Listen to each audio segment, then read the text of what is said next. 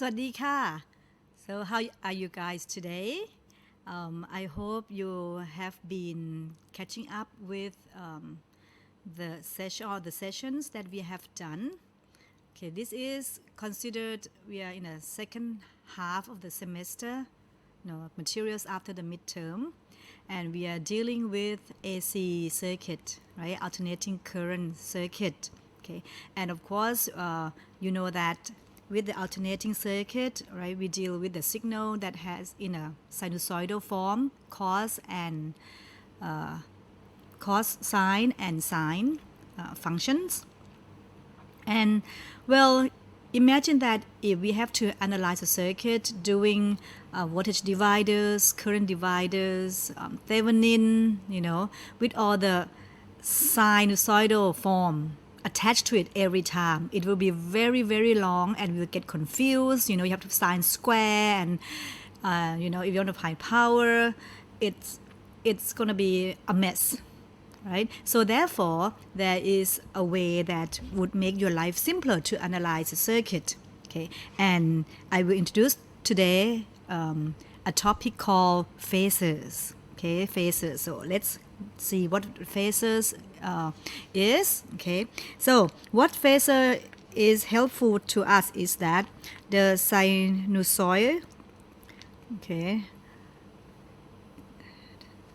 The sinusoidal functions, okay, are easily expressed, okay, in terms of a phasor. Okay, in terms of phasors. Okay, well, what is a phasor? Okay, the definition of a phasor, okay, is it is a complex number. Okay, and it is written or represent the amplitude and the phase angle, okay, of a sinusoid.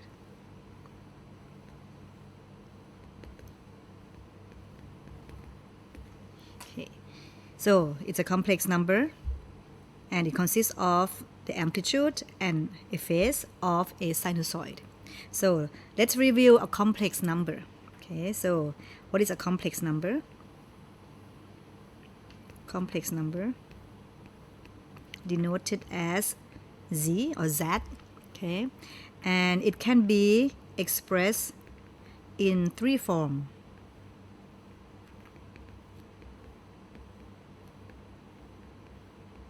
In three forms. Okay, so therefore one of them is rectangular form.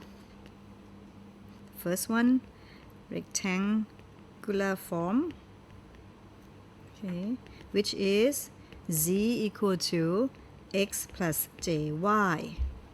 Okay, and another form is called a polar form, and it can be expressed as z equal to r angle phi. Okay, and the third one is the exponential form, which is z equal to r e to the j phi. Okay, if we draw this z on a real axis and imaginary axis, okay, so we can portray the polar form as like a vector z, okay, with the amplitude r and the angle, okay, from the x-axis as the angle phi, and if you project it down onto the axis, this would be x, right, on the real side x, and this would be jy, the imaginary part. Okay, so this is how it's related. Okay, so if you want, I want to define it as, I will define it as x, okay, is the real part of z, y is the imaginary part of z, r is the magnitude of z, and phi is the phase of z. Okay, so this is a three form of a complex number. Okay, well, we can also change form, right? From rectangular form, transform into a polar form, or polar form into a rectangular form. Okay, and so relationships, how to relate this is by the following formulas. So if you have a rectangular form, right, and you want to change it to polar form, so that means you have x plus jy, z equal x plus jy. You want to transform into z equal to r angle phi. Okay, so this is the angle sign. Okay, so therefore r would be equal to square root of x square plus y square, and the angle phi is equal to inverse tangent of y over x. Okay, sound familiar? Something you have done in your math class earlier on. Okay, if you want to change polar form, right, into rectangular form, okay, that means you have z equal to, z equal to r angle phi, and you want to change it to the rectangular, which is z equal to x plus jy. Okay, if you apply the trigonometry, okay, sine cosine, you will find out, okay, that, well, if you have r and angle phi, you want to find x, right? Okay, then your x is equal to r cos phi and y equal to r sine phi, right? This is a right angle triangle. So this is your hypotenuse r, right? X is the adjacent, right? Adjacent. This is a hypotenuse, right? And this is the opposite. Okay. I don't know if you remember the formula, right? Okay. Sine phi, right, is opposite over hypotenuse, right? Cos is the adjacent over the hypotenuse, right? And tangent is the opposite over the adjacent, right? In Thai, if you do in Thai, the way I do it in Thai is ตรงฉากชิดฉาก and then tangent is ตรงชิด so this in Thai, right? ตรงฉากชิดฉากตรงชิด so ตรง is ตรงข้าม you guys may know it for ข้าม right? I say ตรง ตรงข้าม right? So opposite. Okay, a little bit of Thai here. Okay, so this is the formulas. Of course, I recommend that you go and use your calculator. Learn how to use your calculator. Go and find the manual for your calculator. Go to a complex mode or something for you to be able to convert from rectangular to polar using your calculator. Otherwise, you have to actually remember this formula, these four formulas, how to transform them.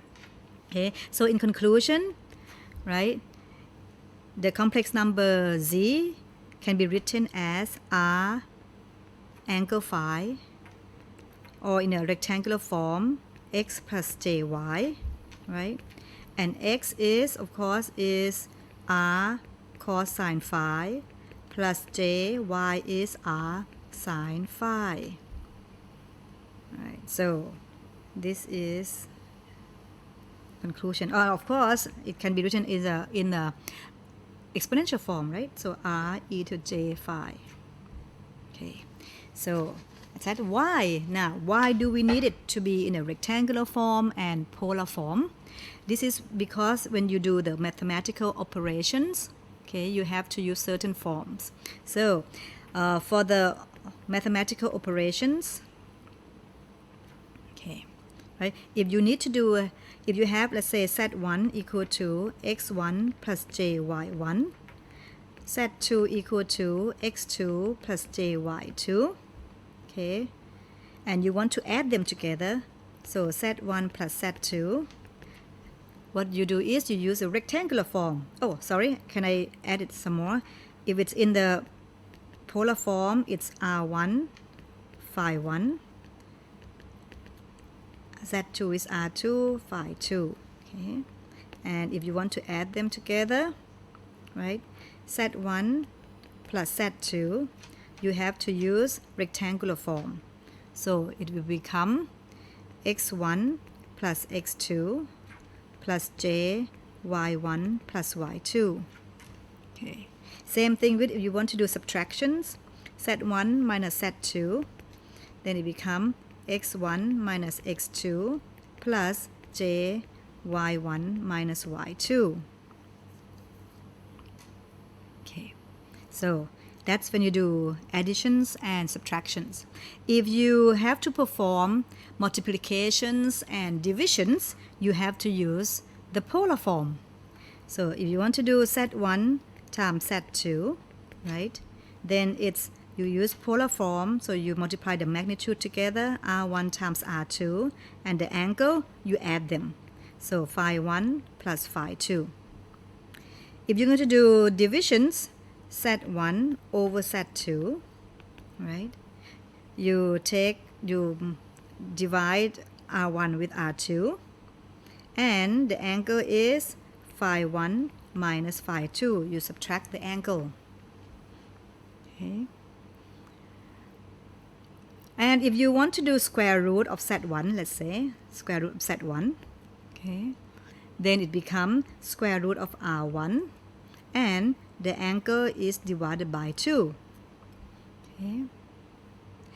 If you have 1 over z1, right, so which is 1 over r1 angle phi 1, then it becomes 1 over r1, and the angle is minus phi 1.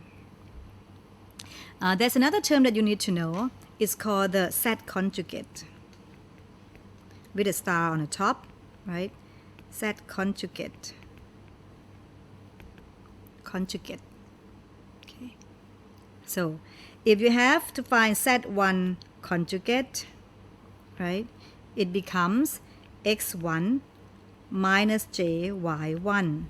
Whatever the sign for z1 is, you take, if it's plus, you take, it becomes minus. If it's minus, the conjugate, it becomes plus. Okay, so this is the operation that you need to know, why we need to know both the rectangular form and polar form. But of course, your calculator nowadays can actually perform this operation without having to change back and forth. You can just type in the rectangular form or polar form. The calculator will calculate for you. Okay, so please, it's very important for you to go and learn how to use your calculator to convert polar and rectangular form, and how to do additions and subtraction for the complex numbers. Okay, right, so that's about Phasor in form of complex number. Okay, now I'm going to go on to, we haven't got into the sinusoidal yet, so I'm going to start right now. Okay, so first I'm going to introduce to you, sort of like remind you, you must have done this in calculus before, Euler's identity. So that's done, right? So Euler's, hold on, Euler's identity. Okay, so it's E to the plus or minus j theta is equal to cos theta plus or minus j sine theta. Okay, so please remind you that this is just like our complex number, if we say that z is equal to, right, r angle theta, for example, well, theta, it can be the phi, it's just angle, it's just a symbol for angle, the phase angle, okay? Then I can write it as in exponential form as r e to the j theta, right? And if we use Euler's identity, right, Euler's identity, it becomes r, right, cosine theta plus j sine theta. In other words, z is equal to r cos theta plus j r sine theta. And if we look back what we have done earlier, right, your impedance, your complex, oh not, sorry, your complex number z, okay, z, okay, can be written in the form of r cosine the phase angle plus j sine r sine the phase angle, same thing. Okay, and of course this is your real part, right, and imaginary part. Okay, so back to Euler's identity. Okay, so Euler's identity say that e to the let's say just j theta plus omega j theta is equal to cos theta plus minus j sine theta. I'm going to rewrite that.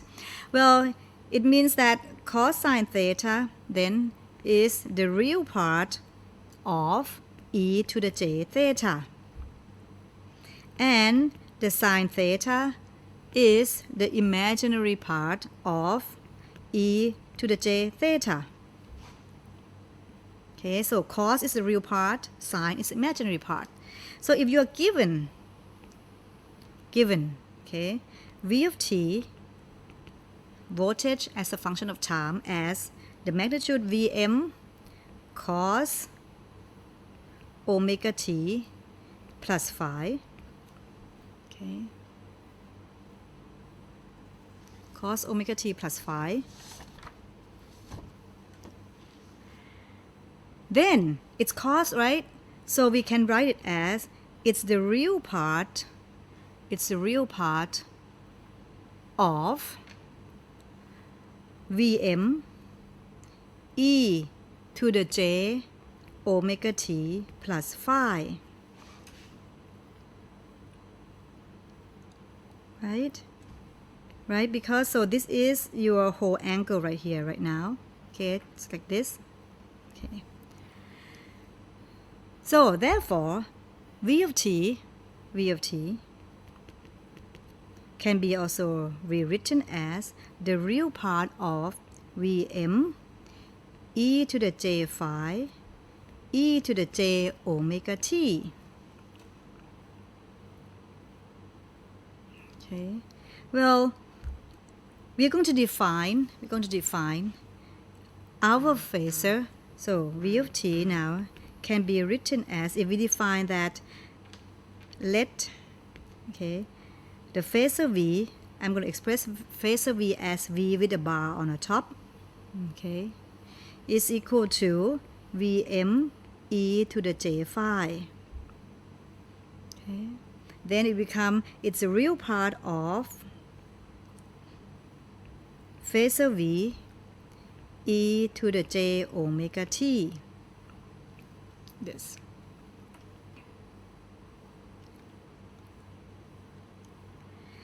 Well, omega, right? Omega, when we analyze in a circuit, okay, it does not change. It does not change for the, in this course anyway. Omega doesn't change, okay.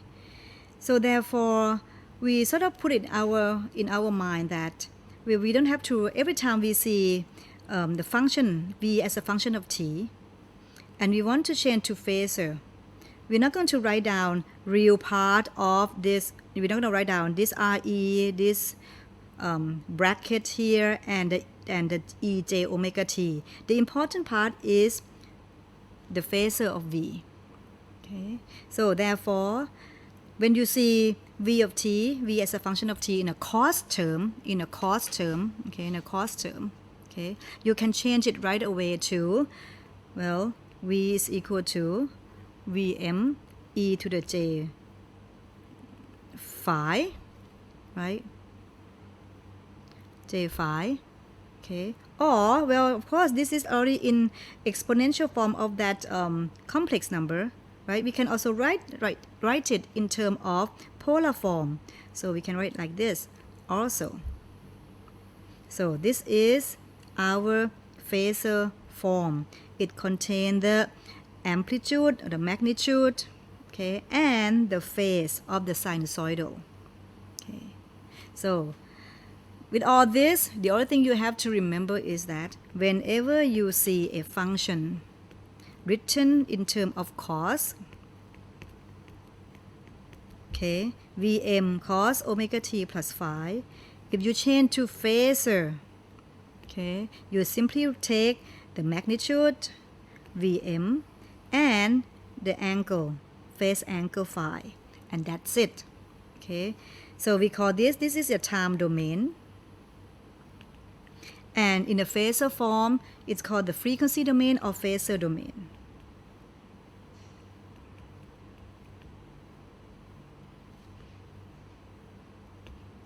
Right, so that's that, right? So let's see, if I have Vm cos omega t plus phi, right? Change it to phasor, it become Vm phi, okay.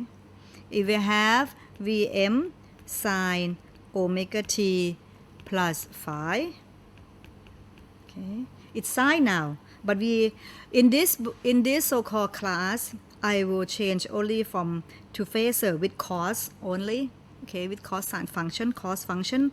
So therefore this would be Vm phi minus 90, okay, because Vm is in sine, it become cos as omega t plus phi minus 90 degrees. So therefore it become Vm angle phi minus 90 degrees.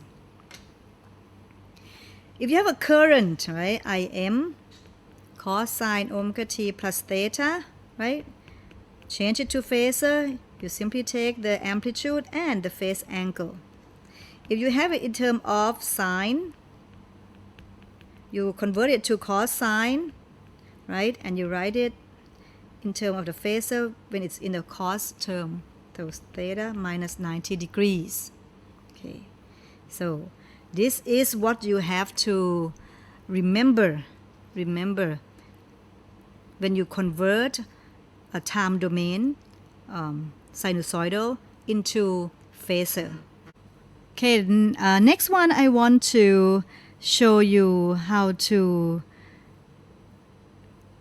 take the derivative of our function v of t, right, equal to Vm cos omega t plus phi, and also how it would turn out to be in a phasor form, right? So therefore let's take the derivative of these functions up here, right? So dv dt would become minus omega Vm sine omega t plus phi, okay, right? If I change it back to sine to cos, so dv dt becomes omega Vm cos omega t plus phi plus 90 degrees. Okay, and of course, like before, cos is the real part, okay. So cos is the real part of the so-called complex numbers. So dv dt is equal to the real part, from Euler's identity, omega Vm, right, e to the j 90 degrees, e to the j phi, e to the j omega t. Right? We can write in this exponential form. And of course, let's see, what is ej to the 90 degrees? Let's go on the side here. E to the j 90 degrees from Euler's identity is cos 90 degrees plus j sine 90 degrees. Okay, cos 90 is 0, right?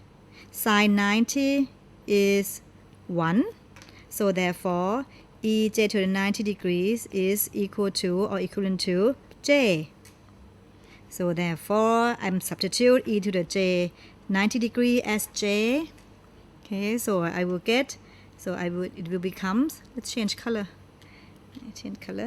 So dv dt equal to the real part of omega vm, right? And there's a j to it, j e to the j phi e to the j omega t.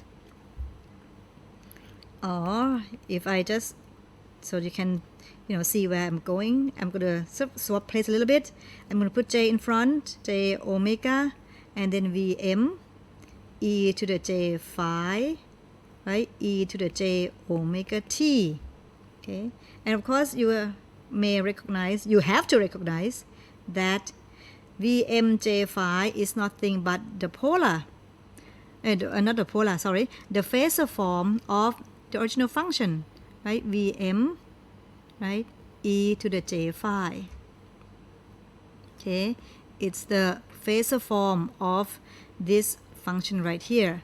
So this is your Phasor v, right? Your Phasor v.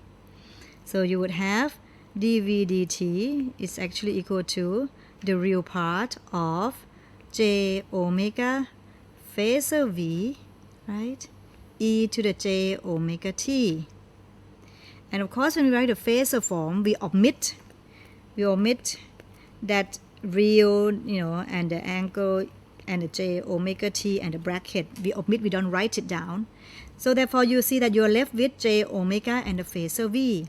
So that means, right, if you have v of t equal to vm cos omega t plus phi, right?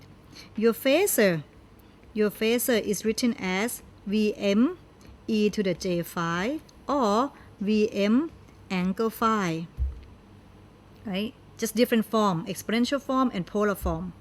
Okay, if you have dv dt, right, which is equal to, when we did it, minus omega vm sine omega t plus phi, when you change to Phasor form, the Phasor form becomes j omega and the Phasor v. You have j omega. It's as if that if you have, whenever you have to dip d dt, right, d dt, right, you simply, to change to a Phasor form, you simply put j omega in front. Okay, so this is what you have to remember, right? So if you have a v here, this becomes a Phasor v. You have that j omega. Okay, if you integrate, same thing, v dt, it becomes the Phasor v divided by j omega. So this is how you do it, change the derivative in Phasor form. Okay, so j omega, please remember, right? You don't have to understand or know how to derive it, but you have to know how to change it. Okay, we are engineering. We're not going to derive it like mathematicians something. All right.